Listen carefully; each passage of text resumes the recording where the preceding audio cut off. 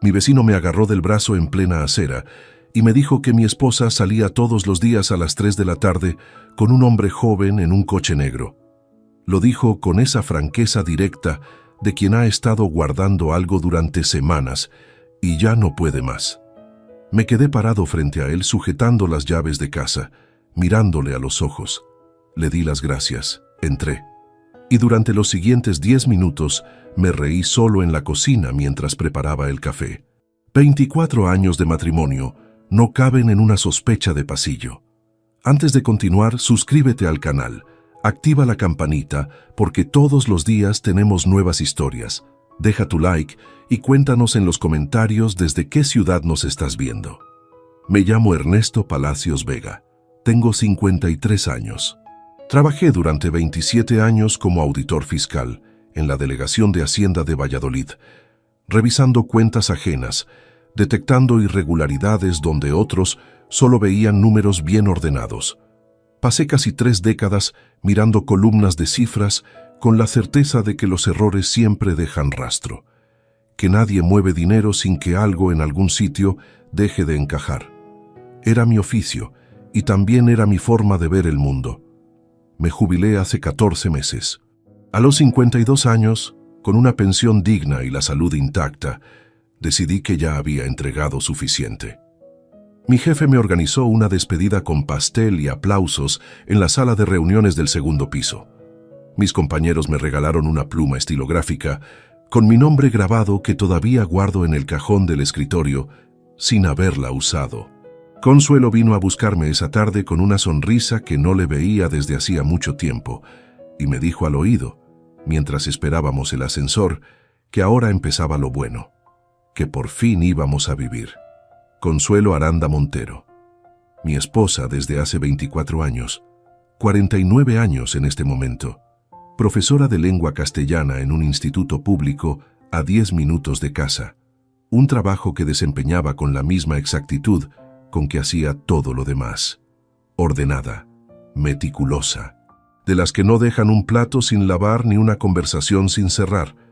Nos casamos en octubre de 1998 en una ceremonia pequeña en Valladolid, con 50 personas contadas y un almuerzo que duró hasta las 8 de la tarde porque nadie quería que terminara. Yo tenía 29 años, ella 24. Éramos jóvenes de una forma que ahora me resulta casi difícil de imaginar. Durante todos esos años, construimos lo que cualquier persona sensata llamaría una vida buena. Un piso en el barrio de Parquesol, amplio y con buena luz, que terminamos de pagar hace 6 años sin ningún drama. Un hijo, vacaciones todos los veranos en algún punto de la costa. Cenas los domingos con mi hermana Dolores y su marido Rafael. Nada que brillara demasiado, nada extraordinario, pero todo consistente, construido con trabajo y con tiempo, que es la única forma en que algo dura de verdad. Nuestro hijo se llama Adrián. Adrián Palacios Aranda, 27 años. Estudió Administración de Empresas en Valencia, en una universidad privada que me costó más de lo que me costó el coche que entonces conducía. 4 años de matrícula, piso compartido con otros estudiantes, libros, material, ropa, los billetes de tren para volver en Navidad y en Semana Santa. Lo pagué sin llevar la cuenta porque pensaba que eso era lo que correspondía hacer. Que un padre que puede, debe. Que el esfuerzo de hoy es el orgullo de mañana. Adrián volvió a Valladolid hace 2 años, después de que las cosas en Valencia no terminaran de cuajar. Volvió con una maleta, pocas explicaciones y esa seguridad tranquila de los hombres jóvenes que todavía no han aprendido a equivocarse en serio. Estuvo 3 meses en casa mientras buscaba piso. Después se instaló en un apartamento compartido a 4 calles de distancia con 2 amigos de la universidad. Y yo, que nunca fui hombre de gestos grandiosos, le cedí el coche para que tuviera movilidad mientras encontraba trabajo. El coche es un Renault Megane negro, matrícula 4782 KVH, registrado a mi nombre. Lo compré 5 años antes de jubilarme. Lo pagué al contado porque soy de los que prefieren esperar a tener el dinero antes de gastarlo. Cuando Adrián se quedó sin transporte, le dije que lo usara sin fecha de devolución. que yo no lo necesitaba para nada urgente, que tenía las piernas buenas y el supermercado cerca. El seguro seguía a mi nombre. Yo seguía pagándolo cada año, puntual, sin que nadie me lo pidiera y sin que nadie me lo agradeciera en especial. Eso lleva así 2 años. Volvamos ahora al martes de hace 9 días. Rogelio Santamaría Ruiz tiene 67 años y lleva 4 más que yo viviendo en el mismo rellano del 4º piso. Es un hombre tranquilo, de los que saludan siempre al cruzarse en el portal, de los que bajan la basura aunque no les corresponda, de los que recuerdan el nombre de todos en el edificio y preguntan por la familia con interés genuino. No es un hombre de rumores. En todos estos años no le he visto exagerar ni una sola vez. Aquella mañana bajé a comprar el periódico a las 11. Rogelio estaba junto a los buzones revisando el correo. Me vio salir del ascensor y tardó unos segundos antes de acercarse. Noté que dudaba, que ordenaba las palabras cuidadosamente antes de soltarlas, como quien sabe que lo que va a decir no tiene marcha atrás. «Ernesto», dijo, «tengo que contarte algo y no sé muy bien cómo empezar». Me detuve. La gente que empieza así rara vez trae noticias sencillas. «Llevo varias semanas viéndolo», continuó. «Tu mujer sale todos los días a las 3 de la tarde, siempre arreglada, y la recoge el mismo coche negro. Lo he visto 12 o 13 veces ya desde la ventana del rellano. Siempre la misma hora, siempre el mismo vehículo. El conductor es joven, mucho más joven que vosotros dos». Me sujetó el brazo mientras hablaba. No con fuerza, sino con esa firmeza de quien quiere asegurarse de que el otro no se marcha antes de que termine. Le miré a los ojos. Los tenía serios, sin el menor rastro de malicia ni de satisfacción. Solo la incomodidad pesada de quien está cumpliendo con algo que le cuesta. «Te lo digo porque si fuera al revés», terminó en voz baja, «querría que me lo dijeras tú a mí». Asentí. Le di las gracias. Le dije que lo tendría en cuenta. Y entré al ascensor con el periódico bajo el brazo y una presión extraña en el pecho que intenté ignorar durante todo el camino hasta el 4º piso. En casa me preparé el café. Miré por la ventana el trozo de calle visible desde la cocina. Consuelo estaba en el instituto, como todos los martes a esa hora. No volvería hasta las 3:30 como mínimo. La cocina olía a café recién hecho y a ese silencio particular de los pisos vacíos a mediodía, y yo me dije que Rogelio era un buen hombre, pero que probablemente confundía a Consuelo con alguna vecina de planta baja, que la memoria hace eso a veces, superpone caras donde no corresponde. Me lo creí durante exactamente un día. Al día siguiente, miércoles, me levanté a las 7 como siempre. Desayuné despacio, leí el periódico, hice algunas cosas en casa sin ninguna prisa, y a las 2:45 de la tarde me puse el abrigo, cogí las llaves del coche de mi hermana Dolores que tenía prestado para unos recados de esa semana y bajé a la calle. Aparqué en la esquina de la calle Gamazo con la avenida, en un hueco desde el que se veía directamente el portal de nuestro edificio. Apagué el motor. Puse la radio en voz muy baja, lo suficiente para tener algo en qué apoyar la atención si alguien se fijaba en mí desde fuera. Y esperé. El frío de noviembre se metía por las juntas de las puertas. Afuera pasaba poca gente. Una mujer con carrito de la compra, un chico en bicicleta, un repartidor con una caja grande. Todo normal, todo rutinario. A las 3:02 el portal se abrió. Consuelo salió con un abrigo color camel que yo no recordaba haberle visto nunca. El pelo suelto, ondulado, como cuando va a algún sitio que le importa. Los pendientes largos que guarda para las ocasiones, los zapatos de tacón bajo que usa cuando quiere estar presentable sin sacrificar la comodidad. No llevaba el bolso grande de tela que usa para el instituto. Llevaba uno pequeño, oscuro de mano. Se quedó un momento en la acera mirando hacia la derecha, sin impaciencia, con la calma de quien espera algo que sabe con certeza que va a llegar. A las 3:07, un coche negro dobló la esquina y se detuvo exactamente delante del portal. Miré la matrícula antes de mirar al conductor. 482 KVH, el número que yo mismo había escrito en la póliza del seguro 5 años atrás. El número registrado a mi nombre en la Dirección General de Tráfico. El número que conocía sin esfuerzo porque era mi coche, comprado con mi dinero, cedido por mi propia decisión. Tardé 3 segundos en levantar la vista de la matrícula y mirar a través del parabrisas. El conductor bajó la ventanilla del lado del acompañante. Era Adrián, mi hijo, 27 años. La carrera pagada en Valencia, los 4 años de matrícula y piso y billetes de tren. El coche entregado sin condiciones porque pensé que eso era lo que hacía un padre cuando podía hacerlo. Consuelo se metió en el asiento delantero sin mirar hacia los lados. La portezuela se cerró con ese sonido seco y definitivo que tienen las puertas de los coches cuando algo termina. El Mégane negro arrancó despacio y desapareció por la avenida hacia el norte. Yo me quedé con las 2 manos sobre el volante. El motor apagado. La radio murmurando algo que no llegué a escuchar. No sé cuánto tiempo estuve así. Pudieron ser 5 minutos, pudieron ser 20. Lo que me devolvió fue el frío. Ese frío seco de noviembre que se cuela por todas partes y no pide permiso. Me recordó que seguía teniendo un cuerpo, que tenía una dirección y una hora y un sitio al que debía volver. Arranqué. Volví a casa. Subí en el ascensor sin pensar en nada concreto, como si la cabeza hubiera decidido tomarse un tiempo antes de procesar lo que los ojos acababan de ver. Pero necesito que entiendan algo antes de continuar. Lo que acaban de escuchar es solo el principio. Y nada de lo que viene a continuación tiene el peso que merece si no conocen quién era yo antes de ese miércoles. ¿Quién era Consuelo? ¿Quién era Adrián? ¿Y cómo llegamos los 3, sin que yo lo supiera, al punto en que un hombre puede salir a la calle con el abrigo puesto y el corazón tranquilo, completamente convencido de que la vida es exactamente lo que parece? El día que le enseñé a Adrián a conducir, tenía 16 años y los nervios de alguien que lleva semanas esperando ese momento. Salimos un domingo por la mañana temprano hacia la carretera vieja de Cigales, esa que atraviesa campos de cereal y no tiene apenas tráfico hasta el mediodía.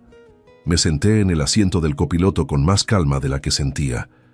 Adrián agarró el volante con las 2 manos, rígido como un palo, y me miró buscando instrucciones. Le dije que respirara, que el coche no iba a explotar, que lo peor que podía pasar era que asustara a algún conejo. Se rió, arrancó a trompicones. Durante los primeros 20 minutos fue un caos controlado, frenando tarde, acelerando de golpe, virando con demasiado ímpetu en las curvas. Pero en algún momento, entre el kilómetro 3 y el kilómetro 7, algo cambió.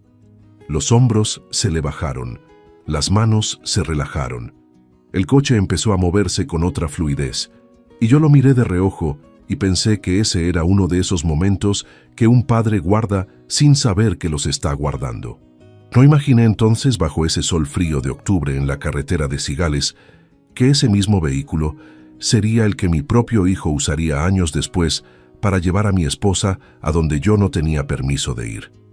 Pero para entender lo que ocurrió después de aquel miércoles, necesitan saber lo que vino antes, quiénes éramos, cómo construimos lo que construimos, y por qué yo, que pasé casi 3 décadas detectando irregularidades en los libros de otros, no fui capaz de ver las que tenía en casa. Nací en Valladolid en enero de 1971, hijo único de un padre metalúrgico y una madre que trabajó durante años en la recepción de una clínica dental en el centro de la ciudad. No éramos pobres, pero el dinero se contaba. Las vacaciones eran 2 semanas en Palencia, en casa de los abuelos paternos, porque era lo que se podía sin que nadie lo dijera en voz alta. Aprendí pronto que las cosas se consiguen trabajando, que el trabajo no termina cuando uno quiere, sino cuando la tarea está hecha. Mi padre me lo enseñó un martes por la noche, cuando le pregunté a qué hora llegaría a casa, y me respondió, sin levantar la vista de la mesa, que llegaría cuando acabara. Estudié economía en la Universidad de Valladolid, con una beca parcial que complementé dando clases particulares de matemáticas los sábados por la mañana. Me gradué en 1994. Aprobé las oposiciones para la inspección en Hacienda 2 años después y empecé a trabajar en la delegación provincial en el otoño de 1996. 25 años, un sueldo fijo y la sensación incómoda de quien ha llegado donde quería, pero todavía no sabe qué hacer con eso. A Consuelo la conocí en una cena de cumpleaños de un compañero de carrera en el verano de 1993. Era la amiga de alguien, o la prima de esa amiga. Esos detalles se diluyen con los años. Lo que no se diluye es la imagen de ella al fondo de la mesa, escuchando una conversación que claramente no le interesaba demasiado, con esa expresión contenida de quien tiene mejores cosas en qué pensar. Me acerqué porque me pareció la única persona sensata en aquella sala. Hablamos hasta que empezaron a recoger las sillas. No fue un flechazo. No soy hombre de flechazos. Fue algo más parecido al reconocimiento, a la sensación de encontrar a alguien cuya forma de razonar encaja con la tuya, sin necesidad de traducción.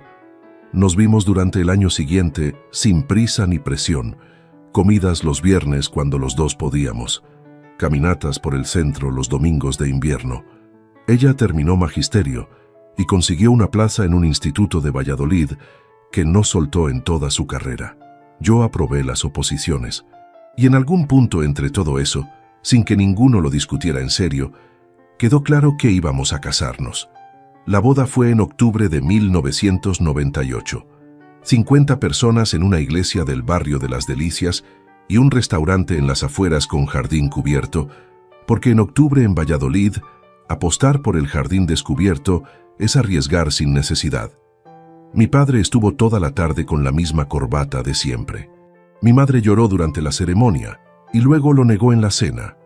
Fue un día tranquilo y real y completamente nuestro, sin nada que brillara demasiado ni nada que chirriara. Exactamente el tipo de día que entonces me parecía el mejor que podía aspirar a tener. Los primeros años los recuerdo sin estridencias. Compramos el piso en Parque Sol con una hipoteca que tardamos 16 años en saldar.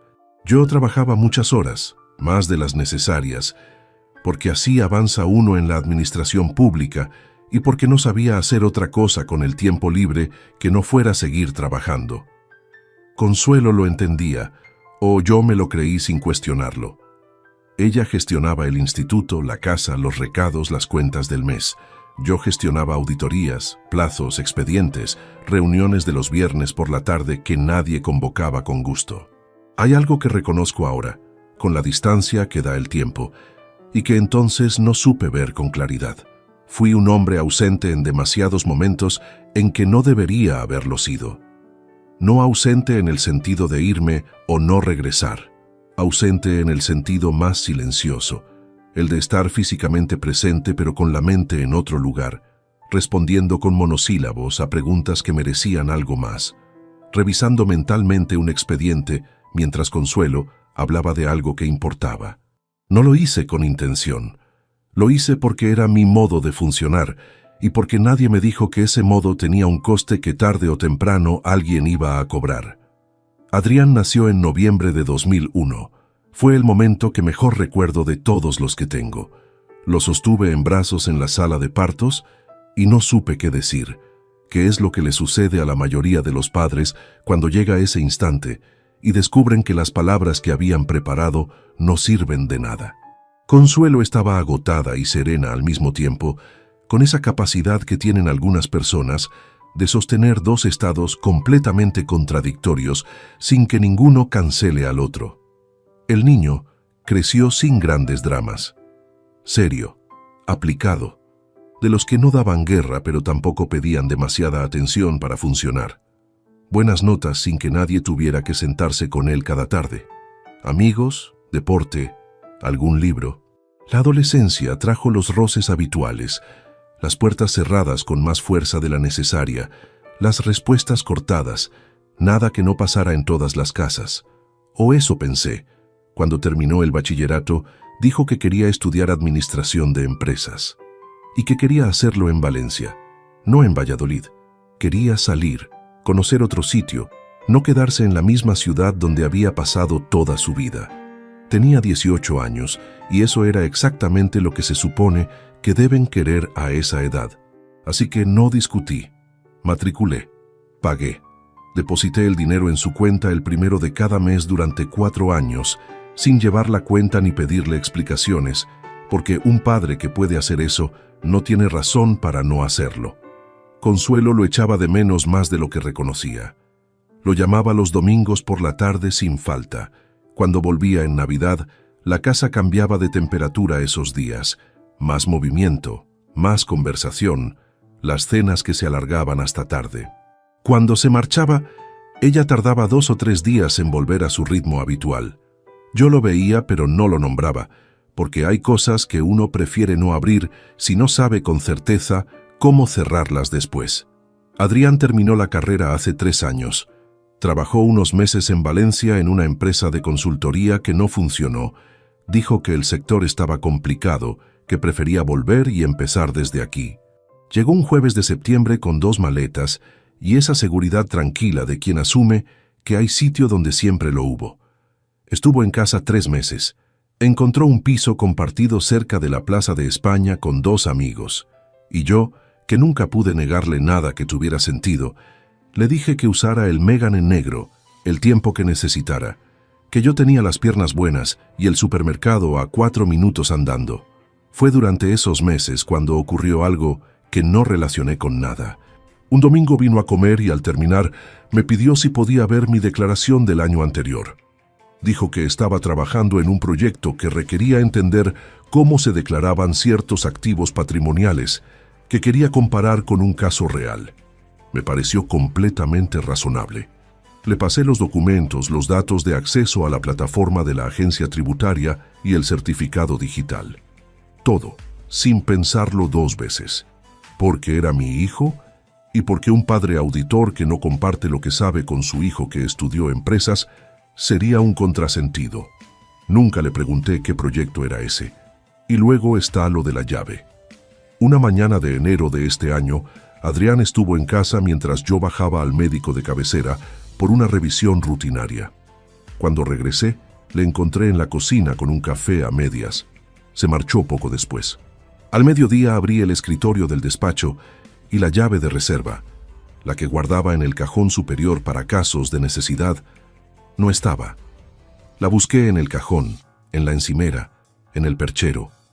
Nada. Llamé a Adrián esa misma tarde. Me dijo que sin querer la había metido en el bolsillo del abrigo al recogerlo del perchero, que me la devolvería esa semana. La semana siguiente la encontré en el buzón dentro de un sobre pequeño con una nota escrita a mano que decía que había sido un descuido. La guardé de nuevo en el cajón y no pensé más en ello. Claro que no pensé más en ello. Queda una última cosa que debo contar antes de seguir. Cuando me jubilé en el otoño del año pasado, Consuelo me propuso algo que en aquel momento me pareció lógico y considerado. Me dijo que ya había pasado suficiente tiempo entre declaraciones y expedientes, que era justo que ahora me desligara de los números, que ella gestionaría las finanzas del hogar a partir de entonces. Las cuentas corrientes, los gastos fijos, los ahorros, todo, que me lo había ganado con creces. Lo acepté esa misma noche sin hacerle una sola pregunta. Un auditor fiscal que descansa por fin de los números. Tenía toda la lógica del mundo, y aquella noche, después de cenar, Consuelo lavó los platos, yo sequé, y los dos hablamos de nada en particular mientras el grifo corría. Fue una noche completamente normal. Una de esas noches que no se recuerdan precisamente porque no tienen nada que recordar. No supe entonces que era la última vez que compartiría ese tipo de normalidad, sin que algo debajo de ella estuviera ya roto. Volví a casa aquel miércoles, aparqué el coche de Dolores en el garaje y subí al piso con las llaves en la mano y una quietud extraña que no reconocía como propia. Consuelo no había regresado todavía. La cocina estaba tal como la dejé al salir. El vaso del café de la mañana en el fregadero, el periódico doblado sobre la mesa, la silla de mi lado ligeramente separada, todo exactamente igual, como si nada hubiera ocurrido entre las 2:45 y las 4 de la tarde. Me senté en el sillón del salón sin encender la televisión ni abrir ningún libro. Solo estuve ahí, mirando la pared del fondo, procesando de forma muy lenta y muy ordenada lo que mis ojos habían visto una hora antes. Si no llevas todavía en este canal, suscríbete.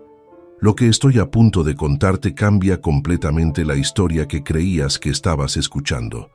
El problema no era solo el coche, no era solo que Consuelo hubiera salido arreglada a las 3 de la tarde con el Megane que yo le presté a Adrián. El problema era que todo aquello encajaba demasiado bien con otras cosas que llevaba semanas viendo sin conectar entre sí. Y cuando un auditor empieza a conectar puntos que antes parecían inconexos, el resultado nunca es tranquilizador. Permítanme retroceder una semana. El jueves de la semana anterior, Consuelo llegó a casa a las 6:20 de la tarde. Me dijo que había ido a la farmacia después del instituto y que la cola había sido interminable, que es algo que pasa siempre en la farmacia del barrio cuando cambia el tiempo. Lo dijo con esa naturalidad de quien cuenta algo sin darle mayor importancia. La bolsa de la farmacia la dejó sobre la encimera de la cocina. Dentro había un frasco de ibuprofeno de 400 miligramos y unas tiritas. 8 euros de compra, como mucho, para justificar 1 hora y 20 minutos de ausencia desde que terminaba su jornada hasta que abrió la puerta de casa. No dije nada. No pensé nada en especial. Guardé el ibuprofeno en el armario del baño y continué con lo mío. El lunes siguiente, 4 días después, volvió tarde otra vez. Esta vez dijo que se había quedado con una compañera a tomar algo, que llevaban semanas sin verse fuera del trabajo y que había sido un rato agradable. Le pregunté cómo se llamaba la compañera. Me respondió que Pilar, una profesora de historia que llegó al instituto hace 2 cursos. Lo dijo sin dudar, con el tono tranquilo de alguien que no tiene nada que ocultar. Esa noche cené solo porque Consuelo dijo que ya había picado algo con Pilar y no tenía hambre. Me pareció completamente razonable. El martes siguiente fue cuando Rogelio me paró en el portal. Y el miércoles fue cuando aparqué en la esquina de la calle Gamazo y lo vi todo. Pero lo que siguió al miércoles fue en muchos sentidos más revelador que el propio miércoles.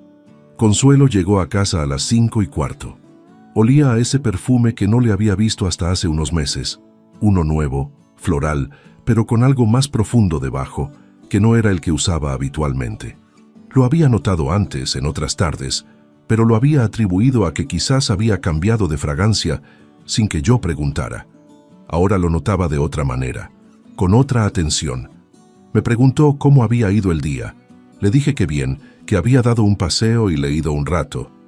Le pregunté cómo había ido el suyo. Me respondió que había tenido una tarde larga, que los de tercero de la ESO estaban imposibles esta semana, que necesitaba una ducha y cenar temprano porque mañana tenía guardia a primera hora. La observé mientras hablaba. Los zapatos, no los planos del instituto, sino unos de medio tacón que guardaba para salir. El pelo, recogido con esa clase de descuido estudiado que requiere más tiempo que dejarlo simplemente suelto. El bolso pequeño oscuro, no la bolsa de tela que arrastraba cargada de libretas y materiales. No dije nada de nada. Esa noche, mientras cenábamos, Consuelo habló del instituto con la fluidez de siempre. Un par de anécdotas de clase, un comentario sobre la reunión de departamento de la semana siguiente. Nada que sonara forzado, nada que chirriara por exceso ni por defecto. Era exactamente la misma mujer de siempre, con la misma entonación, las mismas pausas, la misma manera de llevarse el tenedor a la boca, lo cual era, en sí mismo, lo más inquietante. Porque yo llevaba 24 años mirando a esa mujer a la cara. Conocía cada registro de su voz, cada variación de su postura, y si aquella noche no encontré ni una sola grieta en su comportamiento, no era señal de que todo estuviera bien. Era señal de que llevaba mucho más tiempo practicando de lo que yo había estimado. Los días siguientes los usé para observar sin que se notara que observaba. Una habilidad, por cierto, que se afina mucho después de 27 años de auditorías. La primera regla de una revisión de cuentas es no avisar. La segunda es no parecer que miras cuando estás mirando. El patrón era invariable. De lunes a viernes, entre las 2:45 y las 3 pasados, Consuelo salía. Siempre con ropa que no era la del trabajo. Siempre con ese perfume. Siempre sin el bolso grande. Y siempre con una explicación diferente para cada tarde. la farmacia, una compañera, un recado en el banco, una revisión en el dentista que yo no recordaba que tuviera programada. Regresaba entre las 5 y las 5:30, sin bolsas, sin recibos que sacar del bolsillo, sin el tipo de cansancio físico que deja caminar o hacer gestiones. Ese perfume ligeramente más apagado que cuando salía, como si hubiera pasado horas en un espacio cerrado en lugar de moverme por la ciudad.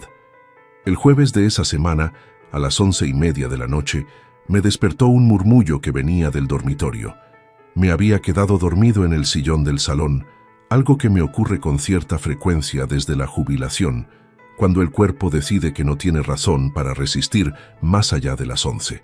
Consuelo se había acostado antes. Dijo que tenía sueño desde las 9. Pero el murmullo era su voz, baja, contenida, con ese tono de quien habla sin querer que el sonido llegue más allá de la habitación. Me levanté del sillón despacio, descalzo, sin encender ninguna luz. Me quedé en el pasillo apoyado contra la pared, a 1,5 metros de la puerta entreabierta del dormitorio. «No te preocupes», decía Consuelo al otro lado. «Todo sigue igual. Él no sospecha nada». Una pausa. «Lo sé, pero hay que ir con calma. No podemos precipitarnos ahora». Otra pausa más larga. «Mañana no puedo. El viernes sí, a la misma hora». Silencio. El sonido de un teléfono que se deja sobre la mesilla. Me volví al salón con el mismo cuidado con que había salido. Me senté en el sillón, no encendí ninguna lámpara.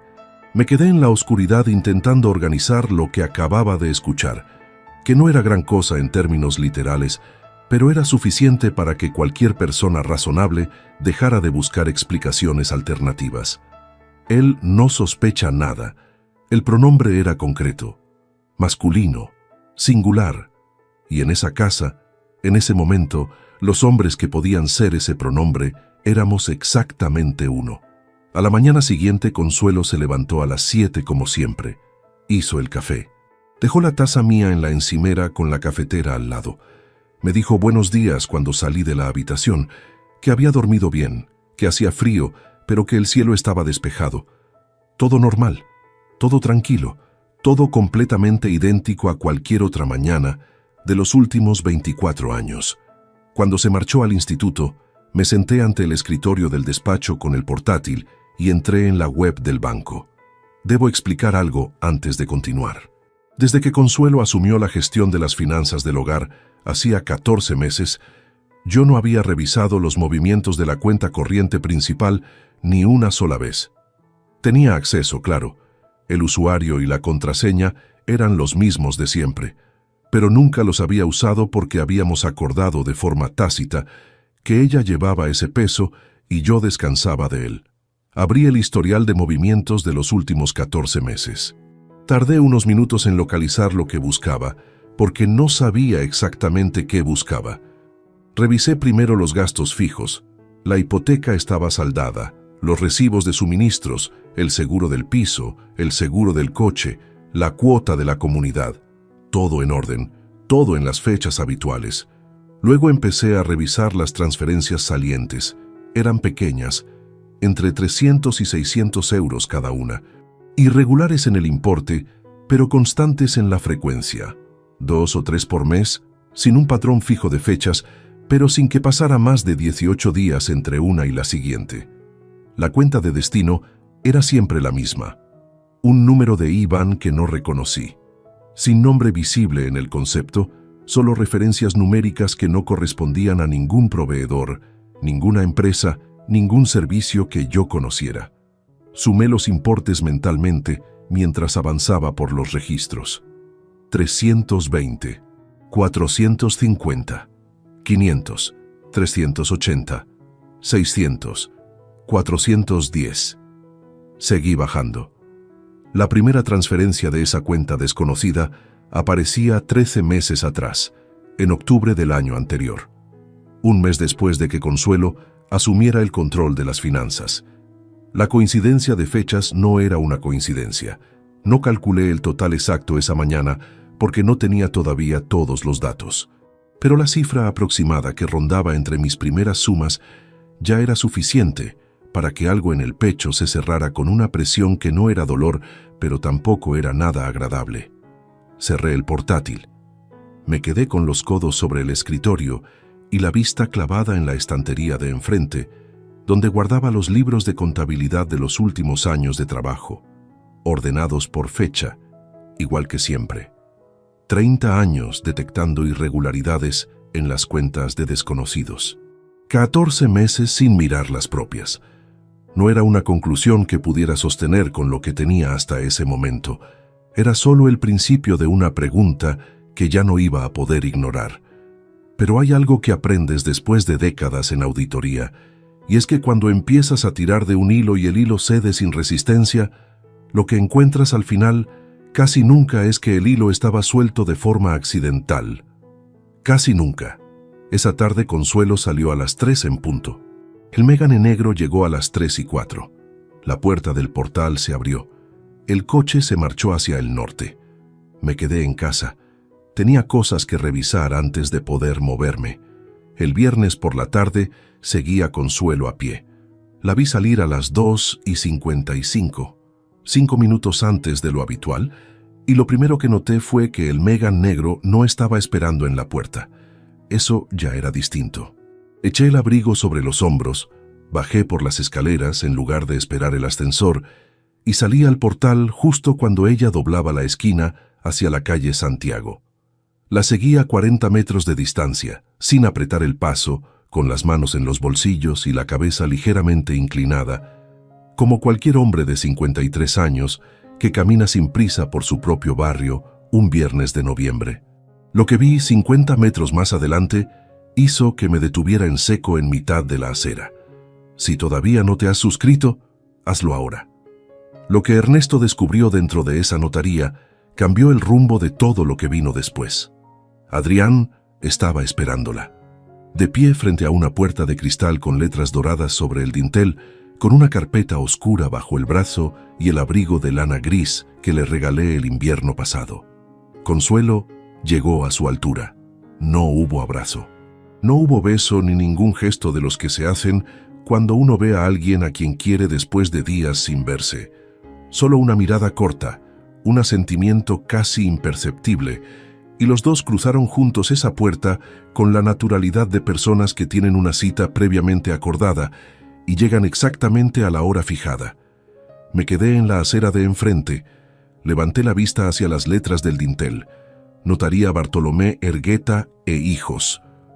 Una notaría, no un bar, no una cafetería, no el tipo de lugar al que vas a pasar la tarde con alguien. Una notaría es el sitio al que vas cuando necesitas que algo quede registrado, firmado y con validez legal. El tipo de sitio que un auditor fiscal conoce bien, porque en las notarías es donde los papeles adquieren el peso que los hace definitivos. Me apoyé contra la pared del edificio de enfrente y esperé. Dentro hacía frío en la calle. El viento de noviembre en Valladolid no avisa. Llega y se instala y no se mueve hasta que decide hacerlo. Pasaron 10 minutos. Pasaron 20. Una pareja de ancianos salió de la notaría con un sobre manila. Un hombre joven entró solo con el teléfono en la mano. Yo seguí en mi sitio, quieto, mirando esa puerta de cristal con una concentración que hacía años no necesitaba fuera del despacho. A los 42 minutos de espera, la puerta se abrió. Salió Adrián primero, luego Consuelo. Él llevaba la misma carpeta oscura, ahora algo más abultada. Ella guardaba algo en el bolso mientras caminaba, algo pequeño y alargado. Tardé un segundo en identificarlo. Una pluma estilográfica, de las que las notarías tienen sobre el escritorio para que los clientes firmen. No hablaban entre sí mientras avanzaban por la acera. Caminaban con esa clase de silencio que no es incómodo, sino funcional. El silencio de dos personas que ya han dicho todo lo que necesitaban decir dentro y ahora solo piensan en lo siguiente. Me mantuve pegado a la pared. Ninguno de los dos miró al otro lado de la calle. Adrián paró un taxi en la esquina. Consuelo subió primero. Él cerró la puerta desde fuera. Se quedó en la acera con la carpeta bajo el brazo, viendo alejarse el taxi. Luego sacó el teléfono. Marcó un número y se alejó caminando en dirección contraria mientras hablaba. Yo me quedé donde estaba hasta que los dos desaparecieron de mi campo de visión. Luego crucé la calle. Me detuve frente a la puerta de cristal de la notaría. La miré durante unos segundos sin entrar. Luego entré. La recepción era lo que cabía esperar.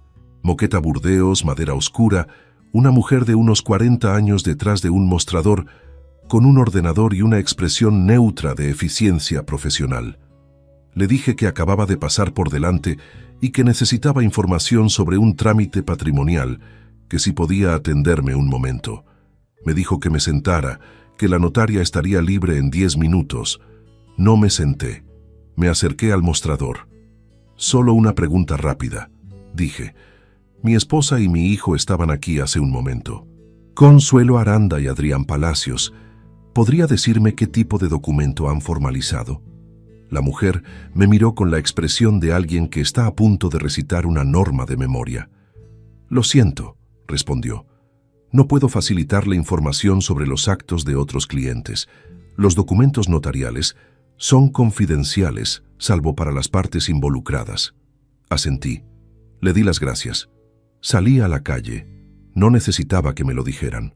Llevaba 27 años trabajando con documentos suficientes como para saber qué tipo de trámite requiere 42 minutos en una notaría, una carpeta con papeles, una pluma de firma y la presencia simultánea de dos personas que no tienen ninguna razón visible para estar juntas en ese lugar. Poderes notariales, escrituras de propiedad, algún tipo de autorización o representación legal. Caminé de vuelta a casa con ese frío metiéndose por las solapas y la mente trabajando en la única dirección que le quedaba libre. Consuelo llegó a las 6:15, no a las 5 o las 5:30 como los días anteriores, sino a las 6:15, con el tiempo perfectamente justificado por la distancia hasta el centro y el tiempo de espera de un taxi. Dejó el bolso en la entrada. Se quitó el abrigo. Me encontró en el salón con el periódico abierto sobre las rodillas que llevaba 20 minutos sin leer.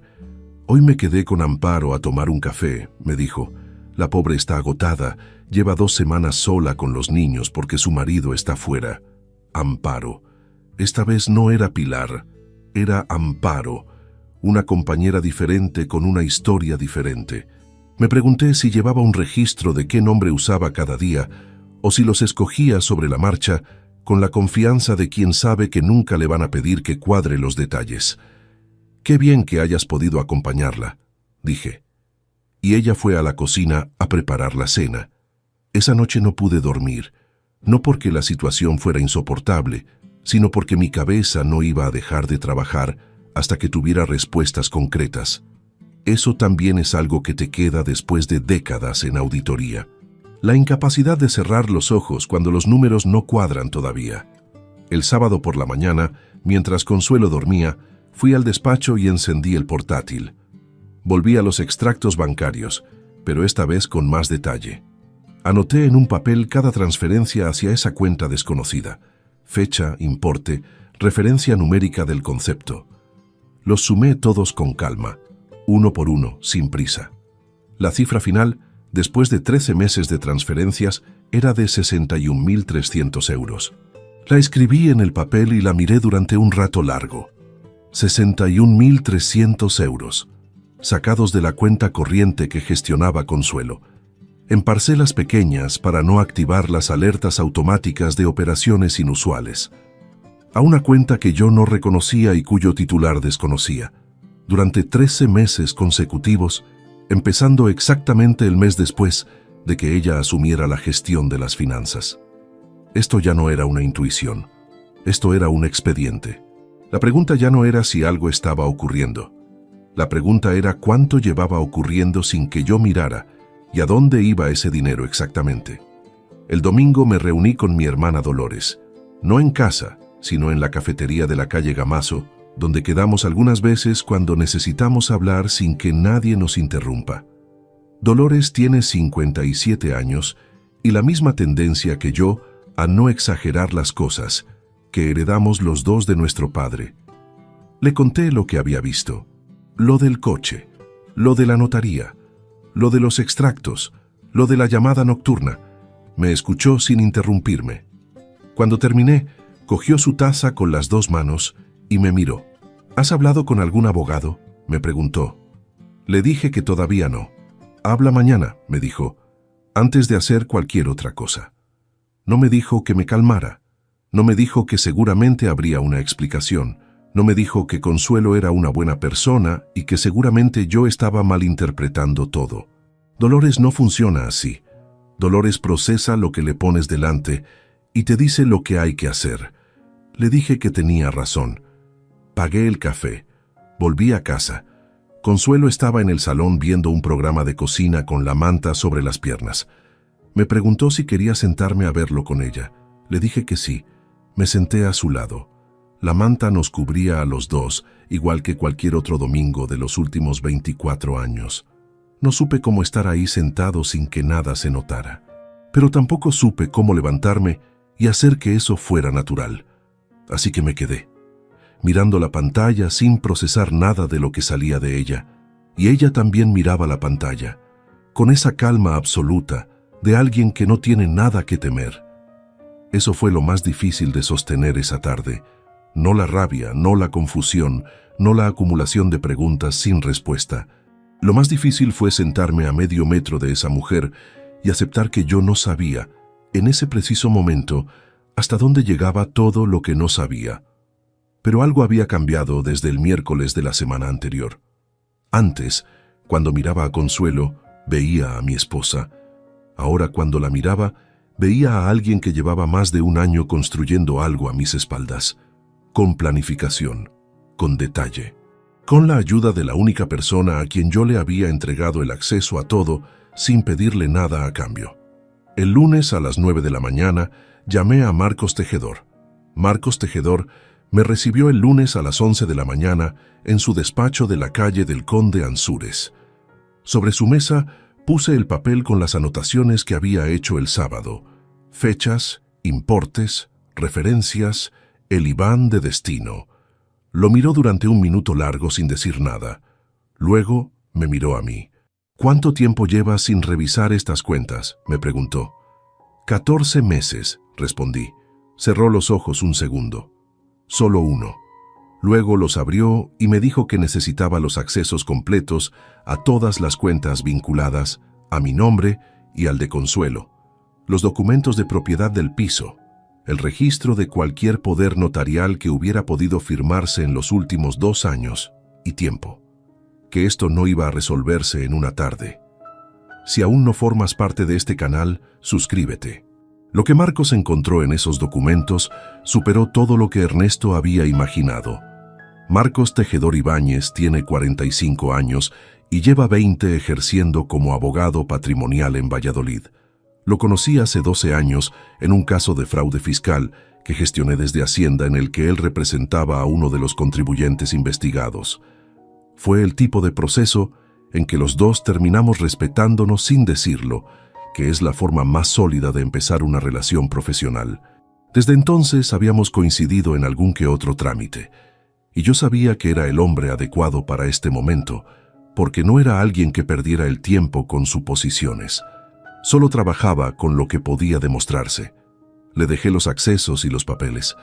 Quedamos en que me llamaría en cuanto tuviera algo concreto. Volví a casa.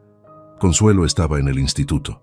Entré al despacho y me senté ante el escritorio con la misma sensación con que uno se sienta ante un expediente difícil. La certeza de que los datos están ahí, que solo hay que saber dónde mirar. Lo que hice los siguientes 4 días fue construir una cronología. Algo que siempre hice en auditoría antes de extraer ninguna conclusión. Coger todos los hechos disponibles, ordenarlos en el tiempo con la máxima precisión posible y ver qué forma toman cuando se leen en secuencia. Primer punto. Octubre del año anterior.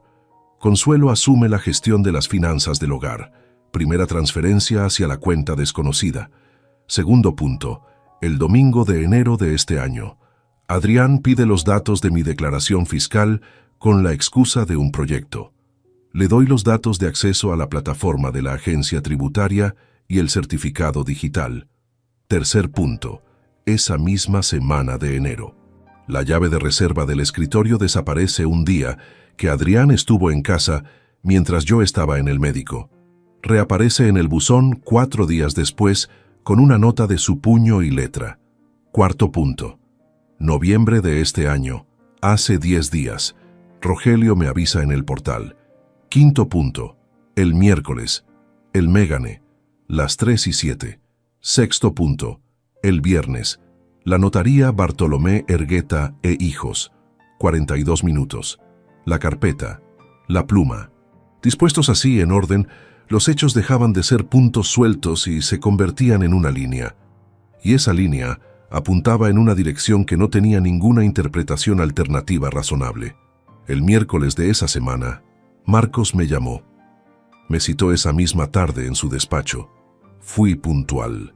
Él ya estaba sentado cuando llegué, con varios folios extendidos sobre la mesa y una expresión que no era de alarma, sino de esa sobriedad profesional que adoptan los abogados cuando las noticias son malas, pero manejables.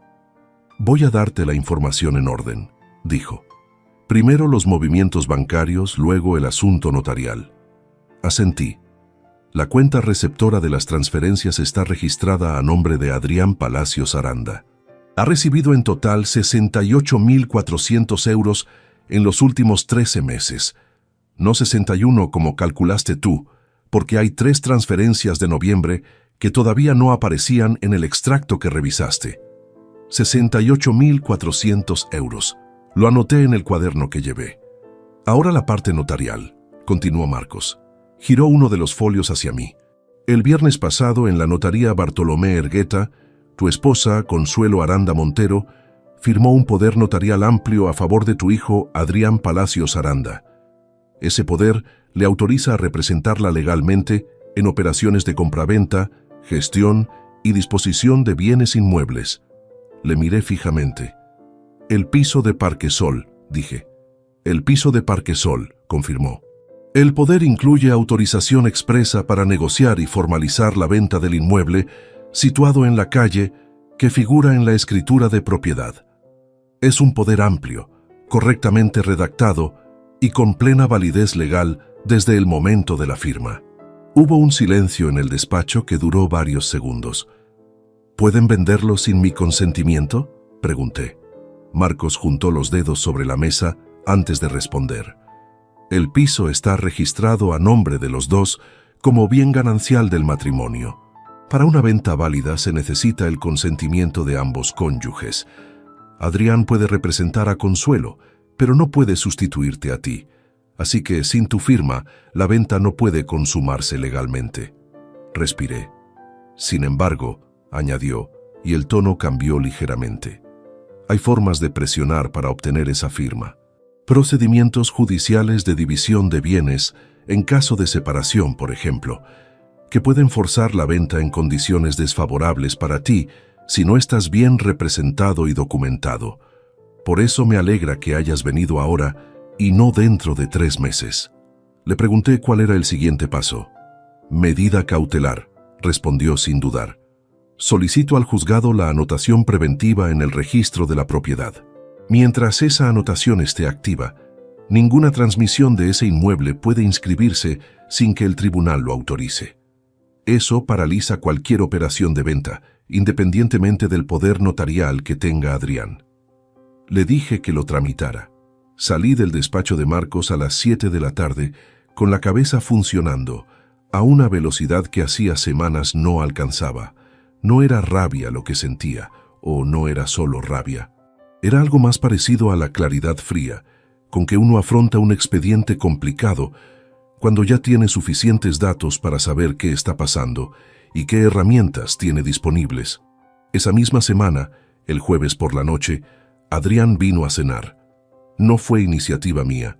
Consuelo le había llamado por la mañana para invitarle, algo que hacía con frecuencia irregular, una vez al mes quizás, sin que yo tuviera razón para objetarlo. Cuando llegó a las 9 menos cuarto con una botella de vino de la Ribera del Duero que dejó sobre la encimera, con ese gesto desenfadado de quien sabe que es bien recibido, lo miré con otros ojos. 27 años. La carrera pagada en Valencia. 4 años de matrícula, piso, libros, billetes de tren, el coche que le cedí sin condiciones, los datos fiscales que le pasé un domingo de enero, convencido de que lo hacía por ayudarle. Cené con ellos dos, sin que nada de lo que sentía por dentro asomara a la superficie. Esa capacidad no la aprendí en ningún curso.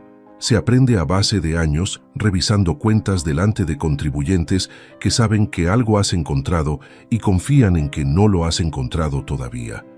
Durante la cena hablamos de varias cosas. Del frío que había llegado esa semana. De un partido de fútbol que Adrián había visto el fin de semana. De una película que Consuelo quería ver y que estaba en cartelera desde hacía 2 semanas. En algún momento, de forma completamente casual, mencioné que estaba pensando en reformar la cocina, que la encimera llevaba años pidiéndolo y que quizás era el momento. No miré a Adrián cuando lo dije, pero lo vi de reojo. Su mano se detuvo un instante sobre la copa antes de llevársela a los labios. Un instante solo, menos de un segundo. Luego siguió bebiendo con normalidad. Y a continuación, antes de que yo pudiera añadir nada más sobre la reforma, cambió de tema con una fluidez que habría resultado completamente natural si yo no hubiera estado prestando la atención que estaba prestando. Por cierto, dijo, ¿has visto el partido del Pucela del domingo? Consuelo siguió la conversación sin pestañear. Yo también, pero lo había visto, el instante de pausa, el cambio de tema, y sobre todo, el intercambio de mirada que pasó entre él y Consuelo cuando yo dije la palabra cocina, breve como un parpadeo, pero completamente real. 2 personas que llevan tiempo coordinando algo desarrollan un lenguaje propio de gestos mínimos. Lo he visto en auditorías. Cuando 2 socios de una empresa han estado moviendo fondos juntos durante meses, hay una forma particular en que sus ojos se encuentran cuando alguien toca el tema sin querer. No es alarma, es confirmación. Es el reconocimiento silencioso de que los dos saben lo que el otro está pensando. Eso fue lo que vi esa noche entre mi esposa y mi hijo. Cuando Adrián se marchó, pasada la medianoche, se despidió de mí con ese abrazo de costumbre, la mano derecha en el hombro, palmada en la espalda. «Hasta pronto, papá». Lo mismo de siempre. El mismo gesto que había repetido miles de veces desde que aprendió a abrazar. Cerré la puerta detrás de él. Consuelo recogía los vasos en la cocina.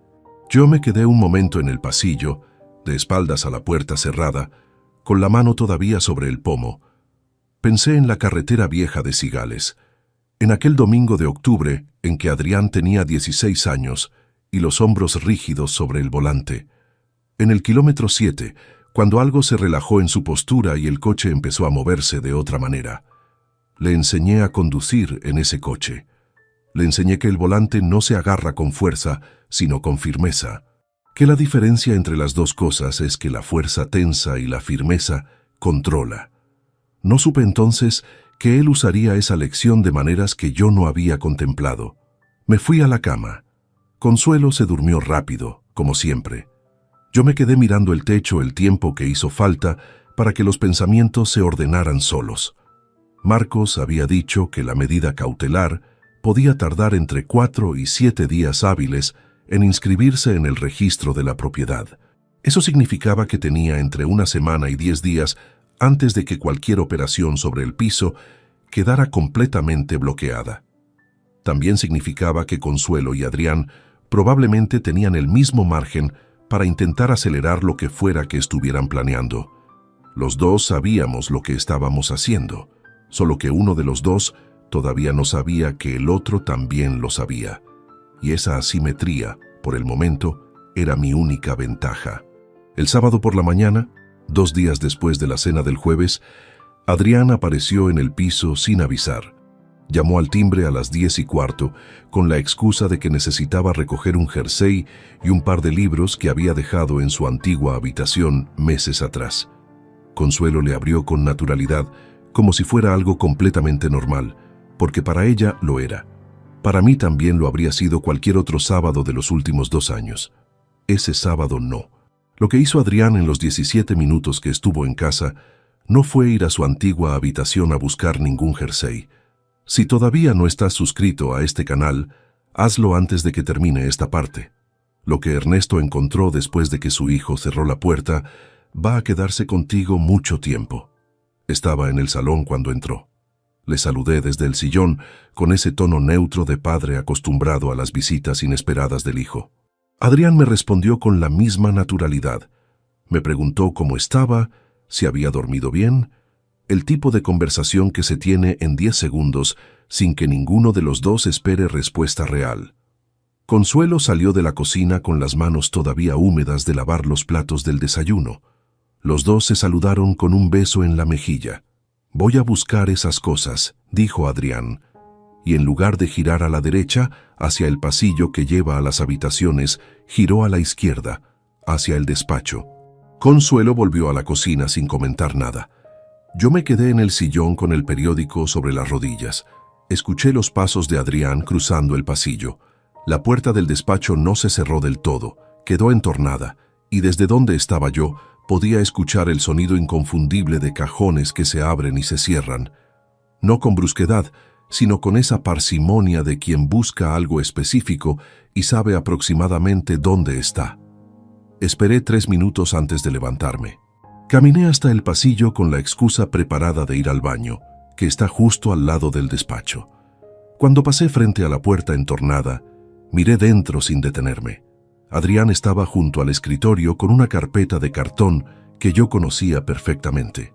Era la carpeta donde guardaba copias de las escrituras del piso, el último catastro actualizado y el contrato de seguro del inmueble. La tenía abierta sobre la mesa y pasaba las páginas con una concentración que no correspondía a alguien que había entrado a buscar ropa. No entré. Seguí hasta el baño. Cerré la puerta, abrí el grifo y me quedé apoyado contra el lavabo con los ojos fijos en el espejo. 30 segundos después, escuché la puerta del despacho cerrarse del todo. Luego pasos volviendo hacia el pasillo. Luego la voz de Adrián en la cocina diciéndole a Consuelo que no encontraba el jersey por ningún lado, que a lo mejor lo había llevado a su piso sin darse cuenta. La voz de Consuelo respondiéndole que qué despistado, que mirara bien cuando llegara. Una risa breve de los dos. Salí del baño. Adrián estaba ya en la entrada poniéndose el abrigo. «No estaba, papá», me dijo con una sonrisa completamente tranquila. «Ya aparecerá». «Ya aparecerá», repetí yo. Se marchó. La puerta se cerró. Consuelo volvió a lo suyo en la cocina. Me fui al despacho. La carpeta de las escrituras estaba exactamente donde siempre la guardaba, en el segundo cajón de la derecha, aparentemente intacta. La abrí. Todo parecía en orden, ningún documento faltaba. Pero había algo que no estaba igual que antes, y tardé un momento en identificar qué era. El orden de las páginas estaba alterado. No radicalmente, no de forma que saltara a la vista a primera mirada, pero yo conozco el orden de esa carpeta porque la organicé yo mismo hace 3 años y no la he tocado desde entonces. La última actualización del catastro siempre iba delante de la escritura de compraventa. Ahora estaba detrás. Alguien había revisado esos documentos y los había devuelto sin recomponerlos exactamente. Abrí el cajón superior, donde guardaba la llave de reserva del escritorio. Vacío. No la llave que Adrián devolvió en enero en el sobre del buzón. Esa la había recuperado y la guardé de nuevo en ese mismo cajón. Esa llave había desaparecido otra vez, y esta vez no iba a aparecer en ningún buzón, porque esta vez Adrián no tenía ninguna razón para devolverla. Ya había conseguido lo que venía a buscar. Llamé a Marcos esa misma tarde, le conté lo de la carpeta y la llave. Escuchó sin interrumpirme. «¿Quieres confrontarlos ahora?», me preguntó cuando terminé. Le dije que sí, que llevaba días aguantando y que ya tenía suficiente. «No», dijo Marcos, y su tono no dejaba espacio para discusión. «Todavía no está inscrita la medida cautelar en el registro. Si los confrontas ahora, los alertas y tienen margen para hacer movimientos antes de que el bloqueo sea efectivo. Necesito 4 días más, solo 4 días». Le pregunté si estaba seguro. «Ernesto», dijo, «llevas 30 años auditando. Sabes tan bien como yo que una inspección que se adelanta antes de tener toda la documentación en orden pierde la mitad de su fuerza. Espera, Tenía razón. Lo sabía. Colgué el teléfono y me quedé en el despacho en silencio. Lo que vino después de esa llamada fue la parte más difícil de todo lo que viví esas semanas. No la rabia, no el descubrimiento, no la acumulación de pruebas. Lo más difícil fue el tiempo que pasé solo con los recuerdos, que es cuando uno entiende de verdad el tamaño de lo que ha perdido. Esa noche no dormí. Me quedé en el sillón del salón con la luz apagada y la calle silenciosa al otro lado de la ventana, y los recuerdos llegaron solos, sin que los invitara. Recordé las vacaciones de verano de 2009 en la Costa Brava. Adrián tenía 7 años y se pasó 3 días enteros intentando atrapar cangrejos entre las rocas de la cala. Consuelo y yo nos sentábamos en la orilla y lo mirábamos sin decir gran cosa. De esa forma en que a veces uno comparte el silencio con otra persona y es exactamente suficiente. Una tarde, cuando el sol empezaba a bajar, Consuelo apoyó la cabeza en mi hombro sin decir nada. No fue un gesto romántico ni calculado, fue solo el gesto de alguien que está exactamente donde quiere estar. Guardé esa imagen durante 15 años sin saber que algún día la necesitaría, para preguntarme en qué momento empezó a romperse lo que parecía tan entero. Recordé también la graduación de Adrián en Valencia. Fui solo porque Consuelo tenía un compromiso ese fin de semana que no pudo cancelar, o eso me dijo. Recuerdo haberme sentado entre familias completas que aplaudían juntas y haber sentido una punzada discreta de algo que no nombré entonces. Adrián recogió el título, me buscó entre el público, me saludó con la mano desde el estrado. Después vino hacia mí y nos dimos ese abrazo torpe de los hombres que no saben muy bien cómo demostrar que se quieren. «Gracias por todo, papá», me dijo. Se lo creí completamente. Eso es lo que más cuesta procesar cuando uno descubre que alguien le ha fallado de fondo. No la traición en sí, que al final es un hecho, y los hechos se pueden manejar. Lo que cuesta es la revisión retroactiva de cada momento que uno creyó real y que de repente necesita someter a examen. Cada palabra, cada gesto, cada conversación que parecía genuina. Uno no puede saber cuándo empezó la mentira, y eso convierte también los momentos buenos en algo que ya no puede sostenerse con la misma certeza. Me pregunté esa noche si Consuelo había estado planeando esto desde antes de que yo me jubilara, o si fue algo que fue tomando forma después, cuando se abrió la oportunidad de tener acceso a las cuentas. Me pregunté si Adrián entró en el plan desde el principio, o si fue ella quien lo involucró después.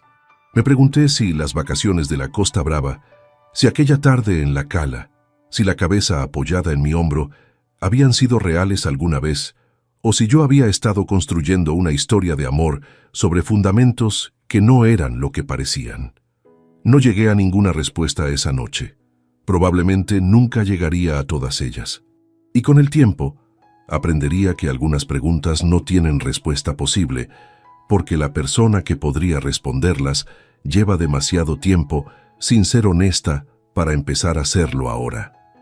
El lunes de esa semana salí a hacer un recado en el coche de Dolores, que seguía aparcado en el garaje, porque yo seguía sin necesitar el Megane para nada urgente. Al abrir la guantera para sacar los papeles del seguro que necesitaba, encontré algo que no había visto antes, entre los documentos que Dolores guardaba ahí. No era de Dolores, era una hoja doblada en 4 con el membrete de un hotel de Valencia. Una factura a nombre de Adrián Palacios Aranda, con fecha del 19 de octubre de este año. 2 noches, habitación doble. Me quedé con la hoja en la mano. El 19 de octubre era un jueves. Ese fin de semana, cuando le pregunté a Adrián si quería venir a comer el domingo, me dijo que no podía, que tenía compromisos con unos amigos en Valladolid. No que estaba fuera, no que estaba en Valencia, que estaba aquí, con compromisos locales. La factura del hotel desmentía eso con la precisión de un documento oficial. No sabía todavía qué hacía Adrián en Valencia ese fin de semana. Podía ser parte del mismo plan, podía ser algo separado. Pero lo que sí sabía era que mi hijo me mentía con la misma facilidad con que le contaba una anécdota, y que llevaba haciéndolo el tiempo suficiente para que ya no se le notara. Guardé la factura en el bolsillo interior del abrigo. Esa tarde, cuando volví, encontré un mensaje de Marcos en el teléfono. La medida cautelar está inscrita en el registro de la propiedad desde esta mañana a las 10:17.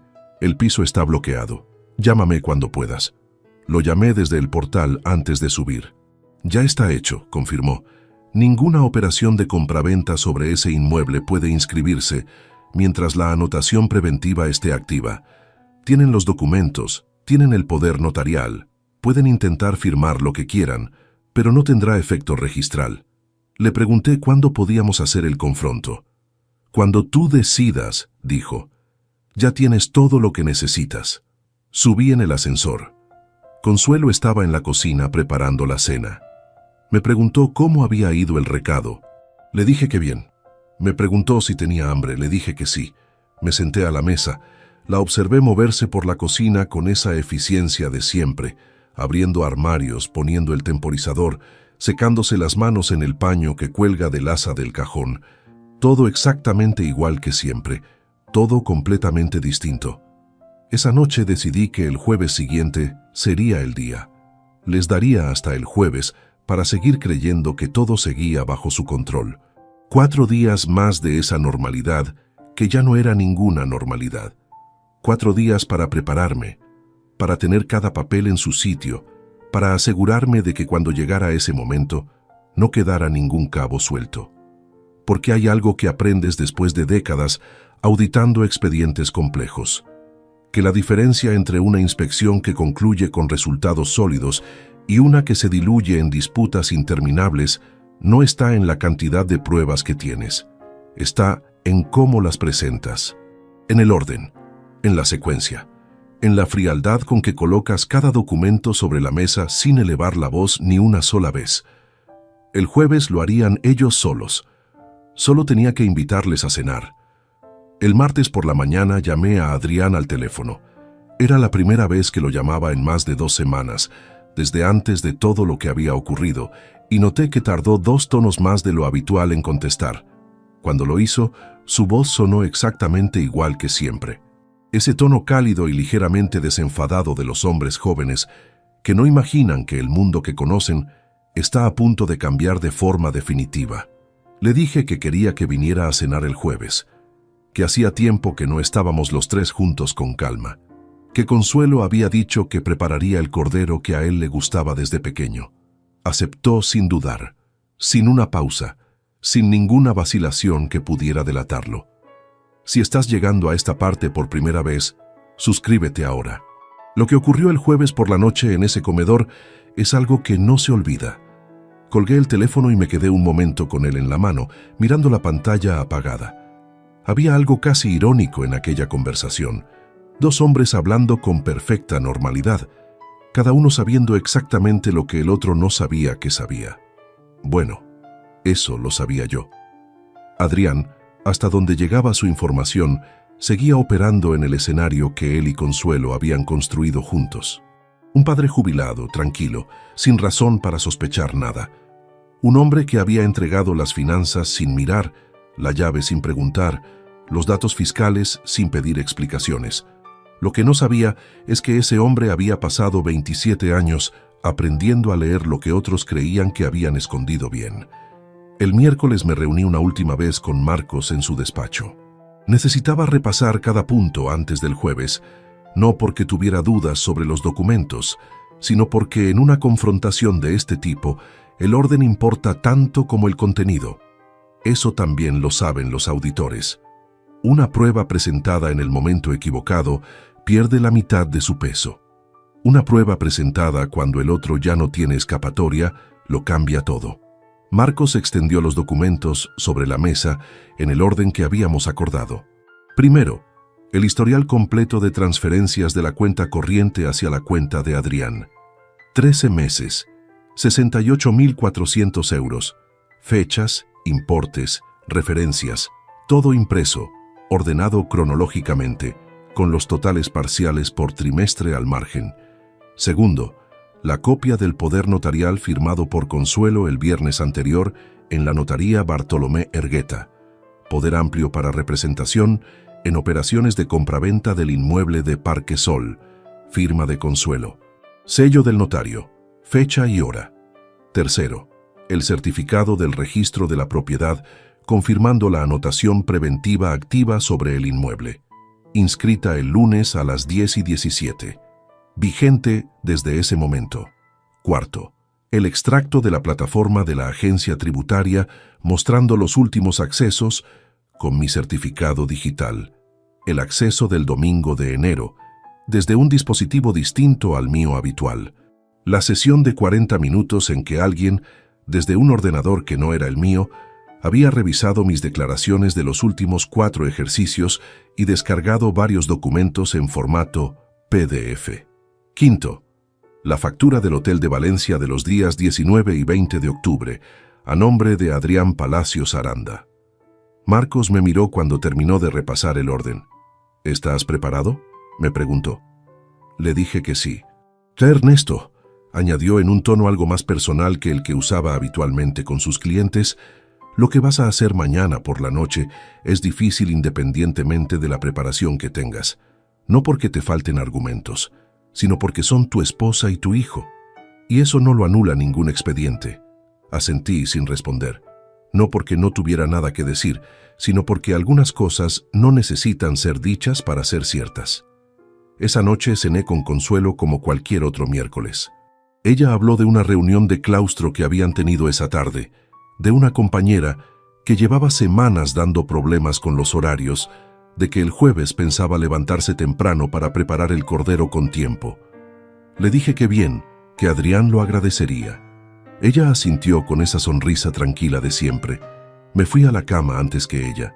Me quedé en la oscuridad escuchando el sonido de la casa, el grifo de la cocina, los pasos de Consuelo por el pasillo, el crujido de la puerta del dormitorio al abrirse.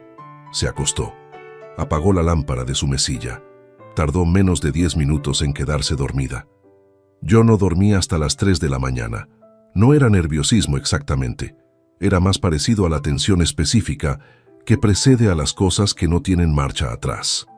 Cuando uno está a punto de cruzar una línea que sabe que no puede devolver las cosas a como estaban, el cuerpo lo sabe antes que la mente y no descansa del todo aunque quiera. Me levanté el jueves a las 7 con la cabeza despejada. Desayuné solo porque Consuelo se levantó temprano a preparar el cordero y ya tenía las manos ocupadas en la cocina cuando yo me serví el café. Lo preparó con esa concentración meticulosa que ponía en todo lo que hacía. Ajo, romero, pimentón, el punto exacto de sal que sabía de memoria después de años de práctica. El olor fue llenando el piso poco a poco. Ese olor que asocio con los domingos de invierno de cuando Adrián era pequeño y los 3 teníamos la tarde por delante sin ningún compromiso urgente. No dije nada. Tomé el café. Leí el periódico. Salí a dar un paseo corto por el barrio para tener la cabeza despejada antes de que llegara la tarde.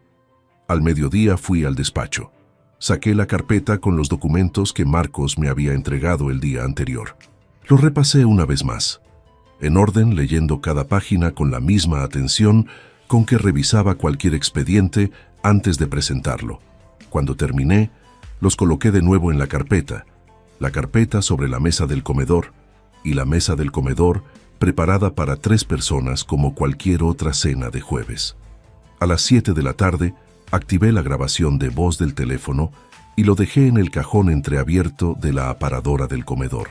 Lo había probado 2 días antes para asegurarme de que captaba la voz con claridad desde esa distancia. Captaba perfectamente. Consuelo llegó del instituto a las 4:30. Terminó de preparar la cena, puso la mesa, dobló las servilletas. Normal. Todo completamente normal. Adrián llegó a las 9:10. Llamó al timbre con ese toque corto y seguido que tenía desde pequeño, inconfundible. Consuelo fue a abrir. Le escuché saludarla en el pasillo, el beso de costumbre, alguna frase breve sobre el olor de la cena. Luego entró al comedor. Me vio de pie junto a la ventana. Me sonrió. «Buenas noches, papá». «Buenas noches», respondí. Se quitó el abrigo. Lo dejó sobre la silla del rincón, igual que siempre. Se sentó en su sitio habitual, el de la derecha, el mismo que había ocupado desde que era lo bastante mayor para sentarse a la mesa con los adultos. Miró la carpeta que había sobre la mesa, entre su cubierto y el mío, con esa mirada rápida e involuntaria que tiene la gente cuando aparece un objeto fuera de lugar en un sitio conocido. No dijo nada sobre la carpeta. Consuelo trajo la fuente desde la cocina. Sirvió. Los tres empezamos a cenar. Durante los primeros 20 minutos la conversación fue absolutamente ordinaria. Adrián habló de un proyecto de trabajo que estaba gestionando con un cliente de fuera de Valladolid. Consuelo comentó algo sobre una película que querían ver ese fin de semana. Yo hice las preguntas justas para sostener la conversación sin que decayera ni tomara ninguna dirección inesperada. La carpeta seguía sobre la mesa. Ninguno de los dos la había tocado ni vuelto a mirar de forma visible. Pero estaba ahí, y los tres lo sabíamos. Fue Adrián quien lo hizo primero. Terminó de servirse de la fuente, dejó la cuchara de nuevo sobre el borde y miró la carpeta con esa naturalidad estudiada de quien quiere parecer que acaba de reparar en algo que llevaba rato ahí. «¿Qué es eso?», preguntó. Lo dijo con un tono completamente ligero. Curioso, casual, el tono de un hijo que ve papeles de su padre y pregunta sin mayor interés. Lo miré a los ojos. «Documentos», respondí. «Los repasamos después de cenar». Consuelo levantó la vista del plato. Me miró un segundo. Luego volvió a mirar al plato. Nadie dijo nada más durante los siguientes minutos. Terminamos de cenar. Recogí los platos. Consuelo ofreció café.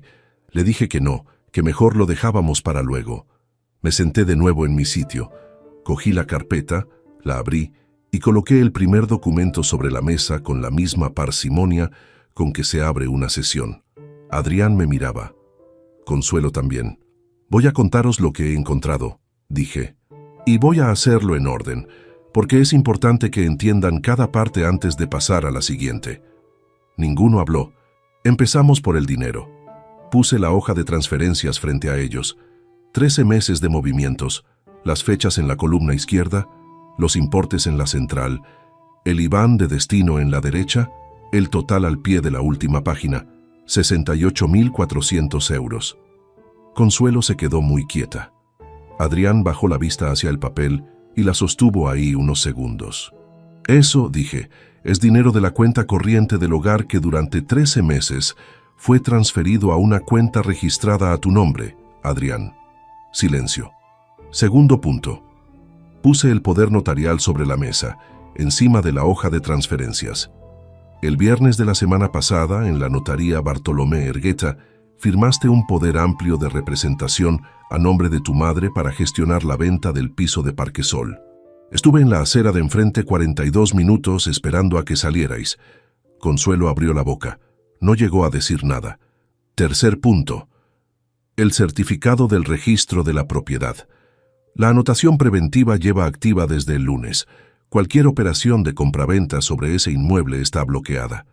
Pueden intentar firmar lo que quieran. No tendrá efecto registral. Adrián se recostó levemente en la silla. Un movimiento pequeño, casi imperceptible, pero yo lo vi. Cuarto punto. El extracto de accesos a la plataforma tributaria. El domingo de enero, alguien accedió con mi certificado digital a mi historial de declaraciones desde un dispositivo que no era el mío. Descargó 4 documentos.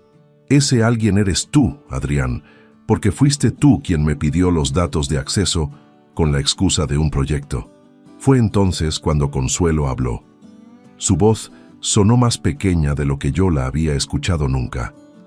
«Ernesto, déjame explicarte.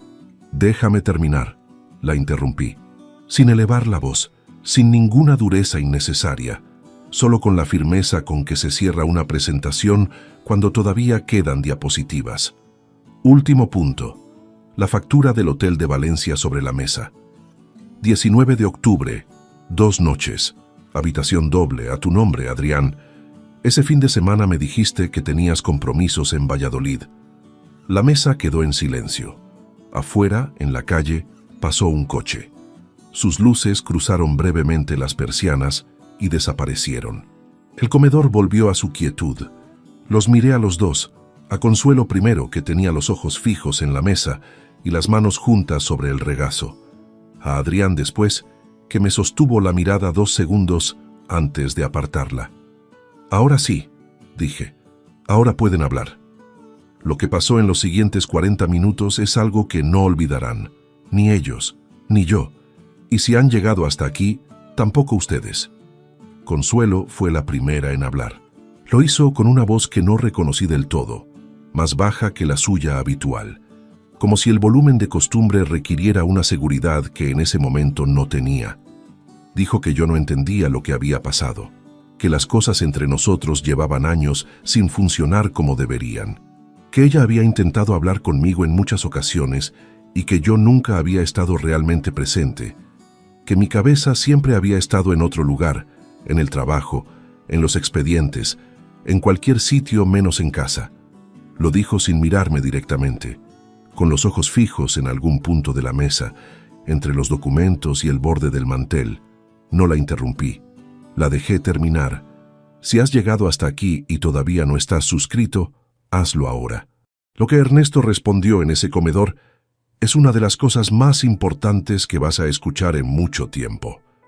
Cuando Consuelo terminó, el silencio duró varios segundos. Luego levanté la vista hacia ella y le dije algo que había estado pensando durante días, sin saber si llegaría a decirlo en voz alta. Todo lo que acabas de decir puede ser verdad, dije. Puede que no estuviera presente como debía. Puede que la distancia que creció entre nosotros tenga parte de mi responsabilidad. Eso lo acepto y lo aceptaré siempre. Pero ninguna de esas cosas justifica lo que está sobre esta mesa. Porque lo que está sobre esta mesa no es el resultado de un matrimonio que se desgastó. Es el resultado de una decisión planificada, con fechas, con documentos, con la firma de un notario. Consuelo no respondió. Adrián llevaba varios minutos en silencio, con los brazos cruzados sobre la mesa y la mirada fija en los papeles. Cuando levantó la cabeza, su expresión no era la que yo esperaba. No había derrumbe, no había vergüenza visible.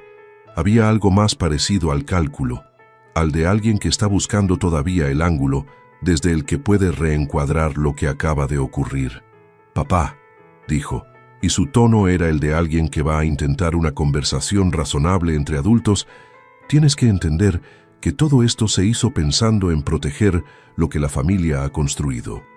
Tú llevas un año jubilado, sin ingresos fijos, con unos ahorros que no son infinitos. El piso vale dinero. Ese dinero, bien gestionado, podía asegurar el futuro de los dos». Lo miré. «El futuro de los dos», repetí. «Sí. ¿Y los 68.400 euros en tu cuenta? ¿Esos también eran para asegurar el futuro de los dos?» Adrián abrió la boca. La cerró. Volvió a cruzar los brazos. «Eso era una reserva temporal», dijo finalmente, «para cubrir los gastos de la operación mientras se formalizaba todo». 13 meses, dije. «Una reserva temporal de 13 meses en tu cuenta, sin que yo supiera que existía». No respondió a eso. Consuelo tenía los ojos húmedos. No lloraba todavía, pero estaba cerca. Extendió la mano hacia el centro de la mesa, como si fuera a alcanzar algo, y luego la retiró sin tocar nada. «Ernesto», dijo, «no quería hacerte daño».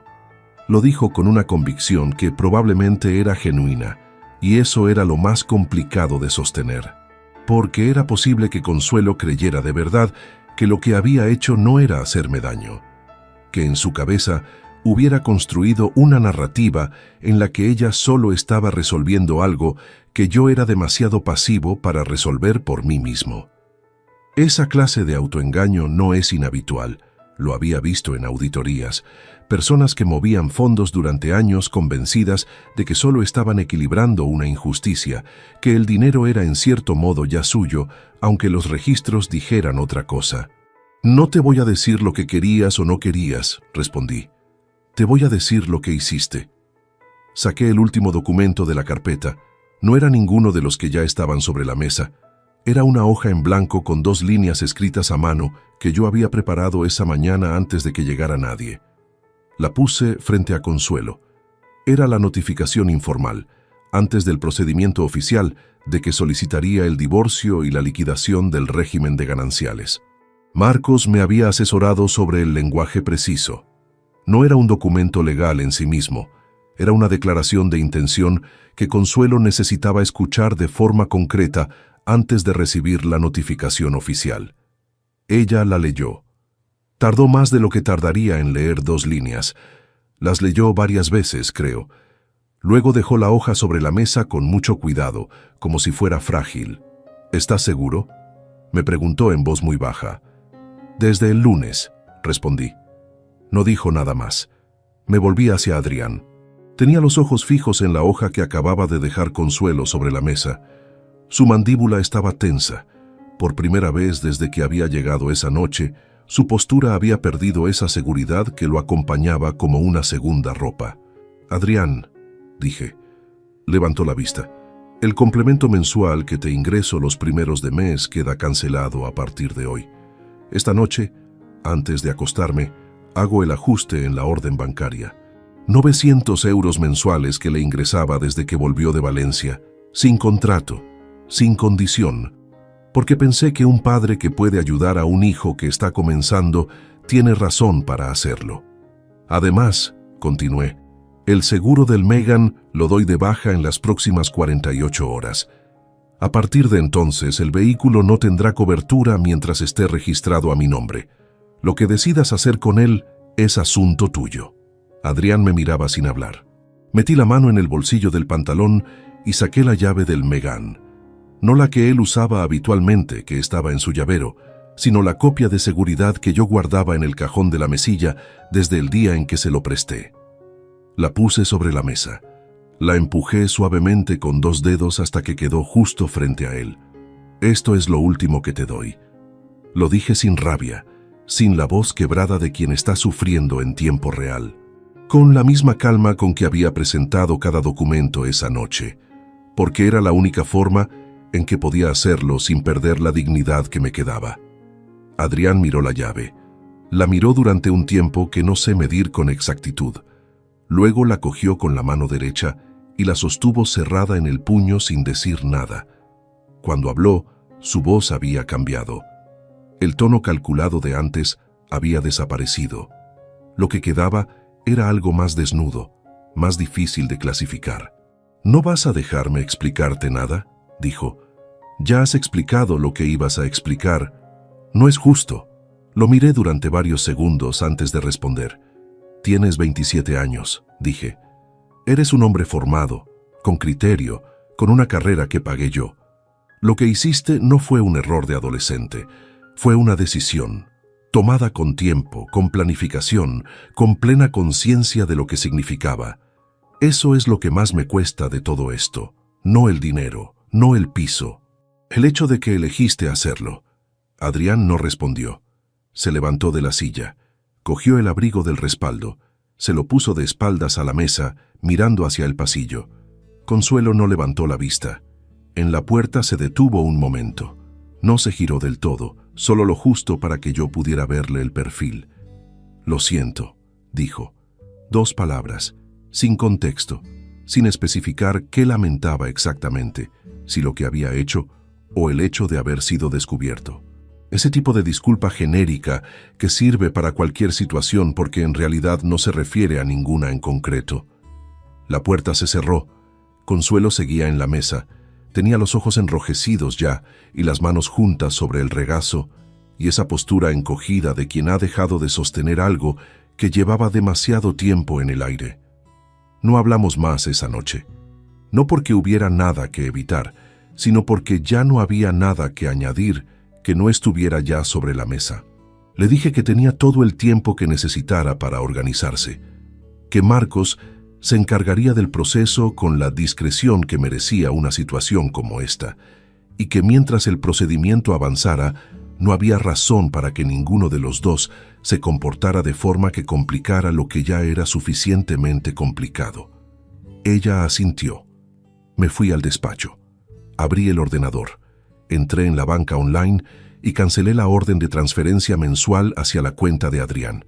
Lo hice en 4 minutos. Luego escribí un mensaje a Marcos informándole de cómo había ido la noche y confirmando que podía proceder con la demanda de divorcio cuando tuviera todo listo.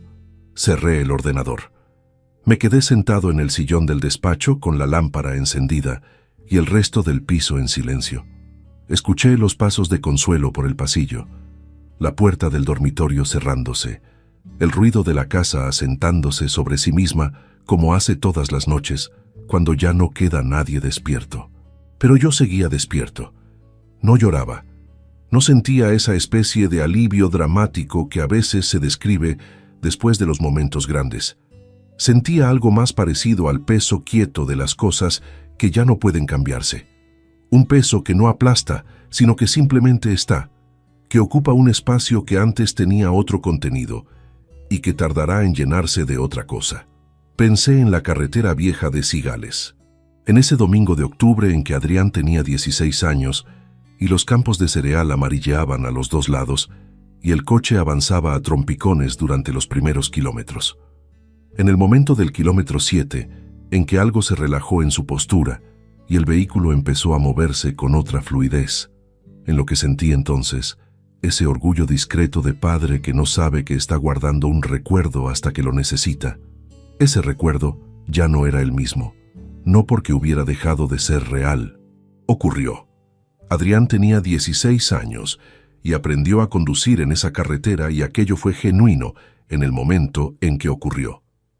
Pero los recuerdos no viven solos, viven dentro de una historia más grande, y cuando esa historia cambia de forma tan radical, los recuerdos se ven afectados también aunque uno no quiera que así sea.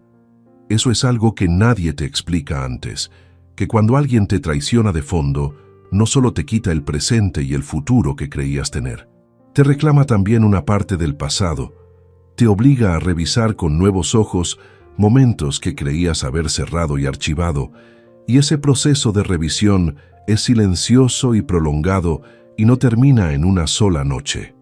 Pasaron semanas. Marcos gestionó el proceso con la eficiencia que yo esperaba de él.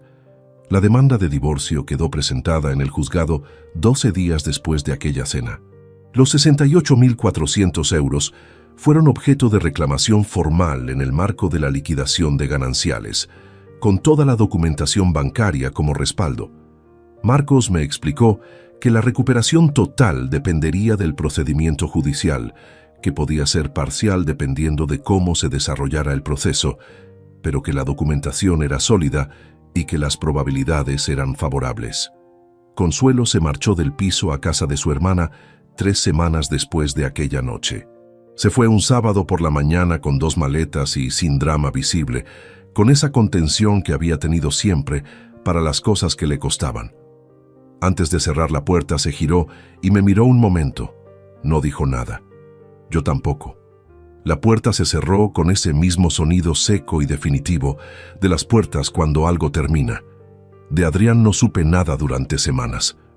1 mes y medio después, me llegó un mensaje corto al teléfono.